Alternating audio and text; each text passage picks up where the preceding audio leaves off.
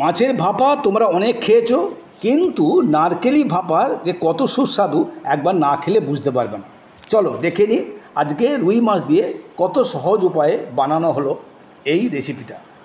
মাছের পিসগুলো ধুয়ে নুন ও লেবু রস মাখিয়ে নিতে হবে, তারপরে হলুদ ও সামান্য তেল মাখিয়ে নিতে হবে। নারকেল কুড়িয়ে নিয়ে পোস্ত, সর্ষে এবং কাঁচা লঙ্কা যোগ করে মিক্সিতে বেটে নাও। তারপর এয়ারটাইট টিফিন বক্সে মাছগুলো দিয়ে তার উপর পেস্ট ঢেলে সামান্য নুন মিশিয়ে নাও। উপরে আস্ত কাঁচা লঙ্কা ও কাঁচা সর্ষে তেল ছড়িয়ে ঢাকনা এঁটে প্রেসার কুকার বা কড়াইতে জল দিয়ে টিফিন বক্সটা বসিয়ে ফুটতে দাও।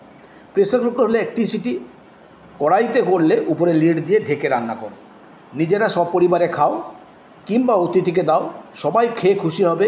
এই ধরনের হেলদি ও টেস্টি পদ যারা পছন্দ করো তারা অবশ্যই চ্যানেলটা সাবস্ক্রাইব করে প্রতিদিন থেকে 1:45 প্রতি পর্বে প্রতি পদে তোমাদের সার্বিক সুস্থ কামনা করছি। ভালো থেকো।